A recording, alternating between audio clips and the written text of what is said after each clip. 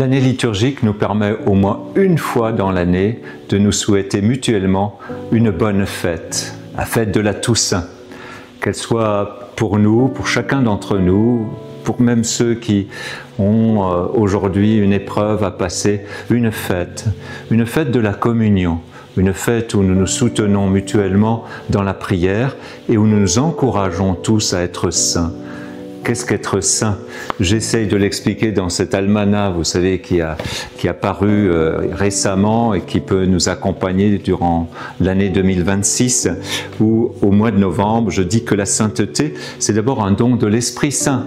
Alors prions l'Esprit Saint pour qu'il soit celui qui nous éclaire, qui nous fortifie. Et donc ça veut dire que tous peuvent avancer sur le chemin de sainteté. Et la multiplicité des saints, notamment ceux des siècles passés et puis des dernières décennies qui ont été canonisés, c'est-à-dire qui ont été donnés officiellement comme modèle, montre bien qu'on peut être saint en étant jeune, comme Joseph Engling, en étant plus âgé, comme bien d'autres, en étant missionnaire, en étant simplement aussi dans le monde avec une fidélité à ses occupations, à ses responsabilités, à sa vocation. Oui, belle et sainte fête de la Toussaint, mais au-delà, naturellement, nous savons qu'elle est souvent aussi cette fête liée à la commémoration de nos défunts.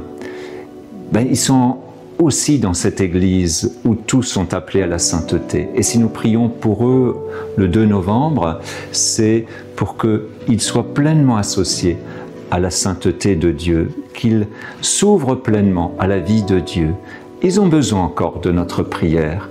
Et ceux qui sont déjà saints, ceux qui sont déjà dans le cœur de Dieu, prient aussi pour nous. Et c'est cela, la grande Église, qui déborde largement des frontières de nos églises visibles, de nos églises, de notre frontière terrestre, puisque, comme nous le disons dans notre « Je crois en Dieu », l'Église à laquelle on croit, c'est la communion des saints. Ça veut dire le lien d'amour, le lien dans l'Esprit Saint entre tous ses membres baptisés, et bien au-delà, nous l'espérons, parce que Dieu a un cœur qui est largement ouvert à tout être humain, qui veut l'attirer par l'Esprit Saint dans sa vie. Alors, belle et sainte fête de la Toussaint.